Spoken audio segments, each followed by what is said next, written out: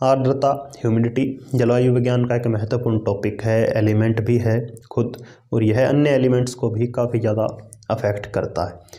तो आज की वीडियो के अंदर हम ह्यूमिडिटी क्या होती है, किस तरह से वायुमंडल के अंदर यह पहुंचती है, क्या क्या इसके स्रोत हैं, कितने प्रकार हैं, कौन कौन से फैक्टर इसको अफेक्ट करते हैं, ये सब जानेंगे। इसके अतिरिक्त इनका वितरण भी देखेंगे और महत्व भी देखेंगे। तो आइए शुरू करते हैं। सबसे पहले परिभाषा, वायुमंडल में उपस्थित जलवाष्प को वायुमंडल की आर्द्रता कहते हैं। यानी वायुमंडल में जो भी जलवाष्प मौजूद हैं, वाटर वेपर हैं, उन्हीं को क्या कहते हैं, ह्यूमिडिटी कहते हैं। तो एक क्वेश्चन सीधा सा अराइज होता होगा आपके मन में कि यदि वाटर वेपर को ही ह्यूमिडिटी कहते हैं तो दोनों के अंदर डिफरेंस क्या हुआ।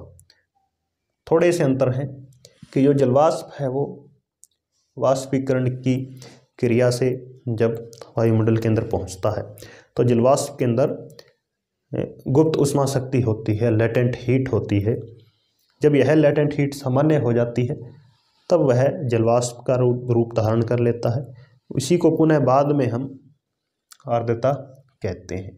तो यानी जलवाष्प का ही रूप है एक आर्द्रता, लेकिन जब जलवाष्प बनते हैं तब उनके अंदर लेटेंट हीट समाहित होती है। यह ध्यान में रखना चाहिए। इसके स्रोत तो निश्चित ही वाष्पीकरण होना अनिवार्य है। वाष्पीकरण के बगैर जलवाष्प वायुमंडल में पहुंचेंगे नहीं। तो वाष्पीकरण कहाँ से होगा? जो बड़े बड़े जल क्षेत्र हैं हमारे, ओशियंस हैं, सी हैं, रिवर्स हैं, पॉन्ड्स हैं, ये सब वाष्पीकरण के मुख्य स्रोत हैं। वाष्पीकरण होगा फिर ही ह्यूमिडिटी होगी। इसके अतिरिक्त वनस्पतियों के अंदर भी कुछ जल होता है, मिट्टी के अंदर भी कुछ जल होता है जो कि सूर्य के प्रकाश के अंदर इवेपोरेट हो जाता है।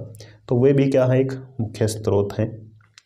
प्रभावित करने वाले कारक ह्यूमिडिटी को, भूमि और जल का वितरण। तो निश्चित ही पृथ्वी के अंदर 70% भाग, 71% भाग जल है, बड़ी बड़ी वाटर बॉडीज़ हैं। तो यहाँ से ज़्यादा मात्रा के अंदर वाष्पीकरण होता है, भूमि से अपेक्षा कम होता है। तो ये इनका वितरण, यानी जितना ज़्यादा जल होगा उतनी ही अधिक आर्द्रता होगी। सूर्य का आपतन कोण, सूर्य की किरणें जब पृथ्वी के साथ कोण बनाती हैं तो जितना सीधा कोण बनेगा 90 डिग्री या उसके आसपास, उतनी ही तेज़ गति से वाष्पीकरण होगा। तो ज़्यादा मात्रा के अंदर ह्यूमिडिटी होगी। और तिरछा हो जाने पर सूर्य के अंदर वह जो कोण है वो तिरछा हो जाने पर, जैसे पोल्स के ऊपर कोण बहुत ज़्यादा तिरछा हो जाता है, सूर्य की किरणें सीधी नहीं पड़ रही, तो यहाँ से वाष्पीकरण नहीं होता है। तो यहाँ ह्यूमिडिटी कम पाई जाती है। इसी तरह वनस्पति क्षेत्र, इक्वेटर के ऊपर जो बड़े बड़े अमेजन के, कांगो के जंगल हैं, वर्षा वन हैं, उनसे बहुत अच्छी मात्रा के अंदर वनस्पति क्षेत्र है। तो काफ़ी ज़्यादा वाष्पोत्सर्जन होता है, वहाँ से इवेपोट्रांसपोर्टेशन होता रहता है। प्रचलित पवने, याद कीजिए इंडिया के अंदर जब मानसून आती है तो मानसून के दौरान हम जब अपने चारों ओर का वातावरण महसूस करते हैं तो हमें कितनी मात्रा के अंदर नमी महसूस होती है, हमारे चारों हम कितनी आर्द्रता देखते हैं। जबकि वही 2 महीने पहले अप्रैल मई के अंदर कितना सूखा सूखा होता है, लू चलती है खासकर उत्तर भारत के अंदर। तो यानी प्रचलित पवनें काफ़ी प्रभावित करती हैं। इसी तरह समुद्र समीर, सथल समीर चलती हैं, वह भी आर्द्रता का आदान प्रदान करती हैं। तो जितने भी कोस्टल हमारे शहर हैं, खासकर वेस्टर्न घाट्स के, मुंबई है या इधर ईस्टर्न पे चेन्नई है, कोच्चि है, यहाँ का बहुत ही ह्यूमिड वातावरण बना रहता है। पाकिस्तान में कराची है, यहाँ भी। तो ये सब प्रचलित पवनों के प्रभाव में आ जाते हैं, तो ह्यूमिडिटी काफ़ी अधिक आ जाती है हवाओं के साथ। इसी तरह ऊंचाई भी एक महत्वपूर्ण कारक है। पृथ्वी से, धरातल से जैसे जैसे ऊपर उठते जाते हैं तो वहाँ का जो वायुमंडल है वो बहुत विरल हो जाता है। तो विरल होने पर ह्यूमिडिटी कम हो जाती है। तो ये कुछ कारक हैं जो आर्द्रता को प्रभावित करते हैं। अब इसके टाइप्स देखते हैं कि कितने प्रकार की है। 3 प्रकार की आर्द्रता हम पढ़ेंगे। निरपेक्ष, एब्सोल्यूट ह्यूमिडिटी, यानी किसी के निरपेक्ष नहीं है, कोई भी चीज़ हम नहीं देखेंगे, तापमान, वायु दाब कुछ नहीं देखेंगे, सीधा देखेंगे कि प्रति इकाई वॉल्यूम के अंदर कितने जलवाष्प हैं। जैसे 1 घन मीटर के अंदर कितने जलवाष्प हैं। 1 घन मीटर यदि हम इसको माने तो इस बॉक्स के अंदर गैस है, डस्ट है, वाटर वेपर है, सब कुछ है। तो पूरे की वॉल्यूम के अंदर, पूरी वॉल्यूम क्या है, 1 घन मीटर है, लेकिन कितने ग्राम इसके अंदर जलवाष्प मौजूद है। इसका टेम्परेचर हम नहीं मेंशन करेंगे, एयर का प्रेशर मेंशन नहीं करेंगे, कुछ नहीं करेंगे, सीधा किसी के निरपेक्ष में नहीं, सापेक्ष नहीं देखना है, एब्सोल्यूट देखना है कि एब्सोल्यूट वॉल्यूम कितनी है वाटर वेपर्स की। इसी तरह विशिष्ट आर्द्रता, स्पेसिफिक ह्यूमिडिटी क्या होगी। अब हम इसका भार देखेंगे कि इस बॉक्स का जो 1 किलोग्राम यहाँ पर एयर है, उसके अंदर कितने ग्राम जलवाष्प मौजूद हैं। जैसे कह देते हैं कि हम 100 ग्राम इसके अंदर हैं, और तो प्रति 1000 ग्राम पर क्या है, 100 ग्राम इसकी विशिष्ट आर्द्रता है इस स्थान की। सापेक्ष आर्द्रता महत्वपूर्ण है, रिलेटिव ह्यूमिडिटी, और इसको हम अखबारों के अंदर भी देखते हैं। सुबह सुबह जब हम अखबार पढ़ते हैं तो उसके अंदर बताया गया होता है कि आज आर्द्रता 50% होगी, 60% होगी या 100% होगी। इसी के आधार पर जो मौसम के पूर्वानुमान लगाए जाते हैं। तो यह महत्वपूर्ण है काफ़ी। यह क्या है, सापेक्ष है, किसके, तापमान पर। अब इसके अंदर तापमान महत्वपूर्ण फैक्टर हो जाता है जब हम सापेक्षिक आर्द्रता को देखते हैं।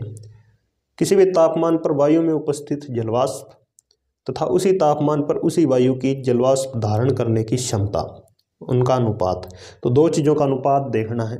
पहले कि वायु के अंदर किसी निश्चित तापमान पर कितने जलवाष्प हैं, और इसी तापमान पर उसी वायु के अंदर कितने जलवाष्प आ सकते हैं, यानी उसकी कैपेसिटी कितनी है। तो दोनों का अनुपात क्या होगा, रिलेटिव ह्यूमिडिटी होगी। जैसे हम मान लेते हैं कि किसी दिए गए तापमान पर, मान लेते हैं कि हमें 30 डिग्री तापमान दिया है, तो इस तापमान पर किसी वायु के अंदर 400 ग्राम इसके अंदर जलवाष्प हैं, और उसकी क्षमता है 800 ग्राम ग्रहण करने की। तो गुणा कर देंगे हम 100 से, तो क्या अनुपात आएगा, इसको काटेंगे तो 50% हम कहेंगे कि यहाँ की रिलेटिव ह्यूमिडिटी है इस स्थान की, क्योंकि इसके अंदर अपनी क्षमता के अनुपात में आधे ही हैं। यदि 800 पूरे हो जाएं और 800 उसकी क्षमता है, तब 100% ह्यूमिडिटी हो जाएगी। और जब ह्यूमिडिटी 100% हो जाती है, तब वायु क्या हो जाती है, पूरी तरह से संतृप्त हो जाती है, सैचुरेटेड एयर हो जाती है। अब इसको सापेक्षिक आर्द्रता को भी कुछ चीज़ें प्रभावित करती हैं। एक तो जलवाष्प की मात्रा, जलवाष्प की मात्रा यदि बढ़ जाए, जैसे इस बॉक्स के अंदर जलवाष्प ज़्यादा हो जाएंगे, तो जलवाष्प की मात्रा ज़्यादा होने पर ह्यूमिडिटी भी क्या हो जाएगी, ज़्यादा हो जाएगी। और दूसरा तापमान, यदि हम तापमान यहाँ का बढ़ा दें, जैसे हमने 30 डिग्री पर देखा, तो 40 डिग्री यदि तापमान हो जाए यहाँ का, तो निश्चित ही उसकी तापमान ग्रहण करने की क्षमता है वो बढ़ जाएगी। 800 से हो सकता है 900 हो जाए, 1000 हो जाए, तब यह सापेक्षिक आर्द्रता क्या है, कम हो जाएगी। तो एक सीधा सा सेंटेंस हमें याद रखना है कि तापमान बढ़ने पर रिलेटिव ह्यूमिडिटी घटती है, और तापमान घटने पर रिलेटिव ह्यूमिडिटी बढ़ती है। तो ये हो गए इसके तीनों टाइप्स। अब हम इसका वितरण देखते हैं। तो वितरण जब भी हम देखते हैं, किसी भी हम क्लाइमेटोलॉजी का कोई भी टॉपिक है, कोई भी एलिमेंट हो, उसका जब हम वितरण देखते हैं, तो 2 चीज़ें हमारे पास 2 तरह से देखते हैं। एक तो क्षैतिज, दूसरा लंबवत, यानी वर्टिकल और हॉरिजॉन्टल दोनों देखते हैं। हमारे पास हालांकि ग्लोब नहीं है, तो बॉल से काम चला लेते हैं। पहले हम लंबवत देखते हैं, यानी लंबवत वर्टिकल होता है और क्षैतिज हॉरिजॉन्टल होता है। तो लंबवत वर्टिकल यानी धरातल से जैसे जैसे हम ऊपर उठते जाएंगे, वैसे वैसे जो ह्यूमिडिटी की मात्रा है वो कम हो जाएगी, क्योंकि नीचे तो इवेपोरेशन हो रहा है और कुछ दूरी पर इवेपोरेशन होता रहता है, फिर उससे ऊपर जो वायु है वो उठ नहीं सकती। तो नीचे वायुमंडल ज़्यादा सघन होता है, डेंस होता है, तो नीचे ही जो ह्यूमिडिटी है वो ज़्यादा पाई जाती है। और क्षैतिज की बात करें, यानी इक्वेटर से जब हम पोल्स की ओर जाते हैं तो इक्वेटर के ऊपर चूँकि बहुत ज़्यादा इवेपोरेशन होता है, सूर्य की किरणें सीधी पड़ती हैं, वाटर बॉडीज़ हैं, वर्षावन पाए जाते हैं, रेन फॉरेस्ट हैं, तो इन सब कारणों से यहाँ पर मैक्सिमम ह्यूमिडिटी हम कह सकते हैं। फिर 23.5 डिग्री के ऊपर विश्व के बड़े बड़े हॉट डेजर्ट्स हैं दोनों तरफ, ट्रॉपिक ऑफ कैंसर और कैप्रिकॉर्न दोनों पर। तो यहाँ पर हॉट डेजर्ट्स हैं, वाटर बॉडीज़ हैं नहीं, वनस्पति नहीं है, तो यहाँ पर लोवेस्ट ह्यूमिडिटी पाई जाती है, बहुत सूखे स्थान हम कह सकते हैं। और जैसे जैसे पोल्स की तरफ जाएंगे ह्यूमिडिटी कम होती जाएगी, क्योंकि पोल्स के ऊपर तो बिल्कुल बर्फ़ जमी हुई है। लेकिन यहाँ पर दो चीज़ें स्पष्ट करनी आवश्यक होंगी कि बर्फ़ जमी हुई है इसलिए जो इवेपोरेशन नहीं हो रहा है, वायुमंडल के अंदर कोई ह्यूमिडिटी नहीं है, लेकिन इसी स्थान की तो यह रिलेटिव ह्यूमिडिटी है वो ज़्यादा हो जाएगी, क्योंकि यहाँ पर जो बर्फ़ जमी हुई है तो तापमान कम है। तापमान कम होने के कारण हवा की क्षमता, तापमान जलवाष्प ग्रहण करने की क्षमता कम हो जाएगी, इसलिए यहाँ की सापेक्षिक आर्द्रता बढ़ जाएगी। और जैसे जैसे नीचे आएंगे सापेक्षिक आर्द्रता घटती जाएगी, क्योंकि यहाँ पर टेम्परेचर हाई है। टेम्परेचर हाई होने पर रिलेटिव ह्यूमिडिटी घटती है। तो ये चीज़ें वितरण के अंदर आपको लिखनी होगी। उसके बाद महत्व, मनुष्यों के लिए क्या महत्व है।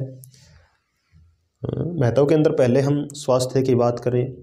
यदि हवा के अंदर जलवाष्प हैं, अच्छी मात्रा में हैं, तो हमारे जो रोम छिद्र हैं, पोर्स हैं, ये उससे वाटर ग्रहण कर लेते हैं, क्योंकि पूरी बॉडी के अंदर बहुत ज़्यादा जो पोर्स हैं वो रोम छिद्र होते हैं, तो हमें प्यास कम अनुभव होती है। वहीं यदि हवा सूखी है या डेजर्ट्स के अंदर चले जाएं, या बहुत समर के अंदर हम देखते हैं कि हवा सूख जाती है काफ़ी, तब हमें बहुत अधिक प्यास महसूस होती है।